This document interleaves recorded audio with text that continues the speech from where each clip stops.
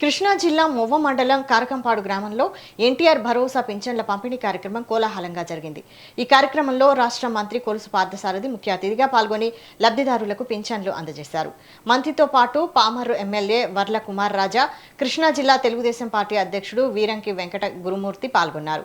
ఈ సందర్భంగా మంత్రి మాట్లాడుతూ సీఎం చంద్రబాబు నాయకత్వంలో రాష్ట్రం అభివృద్ధి చెందుతుందని అన్నారు. పేదల సంక్షేమమే ధ్యేయంగా ప్రభుత్వం ఇంటి వద్దకే పింఛన్లను చేరుస్తోందని, అర్హులైన ప్రతి ఒక్కరికి న్యాయం చేస్తామని మంత్రి స్పష్టం చేశారు. కార్యక్రమానికి రాష్ట్ర housing corporation director Lingamaneni Ramalingeswararao, Pamarru AMC chairman Jannu Shobhan Babu, కూటమి సీనియర్ నాయకులు, కార్యకర్తలు హాజరయ్యారు.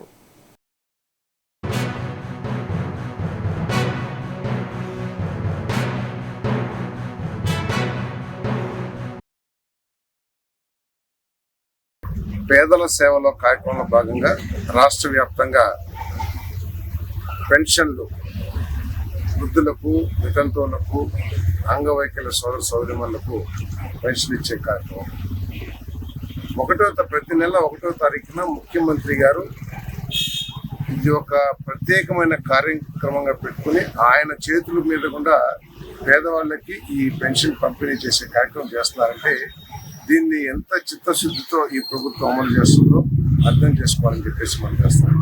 ఒకవేళ 1వ తారీఖు హాలిడే అయితే దాన్ని పోస్ట్ పోన్ చేసి 2వ తారీఖు ఇద్దామా, 3వ తారీఖు ఇద్దామని ఆలోచించుకోకుండా ముందే 31 ఇద్దామా, 35వ తారీఖు ఇద్దామా అని ఆలోచిస్తుందంటే ఈ ప్రభుత్వం యొక్క చిత్తశుద్ధి దీంట్లో అర్థం చేసుకోవాలని చెప్పేసి మనం చేస్తాం.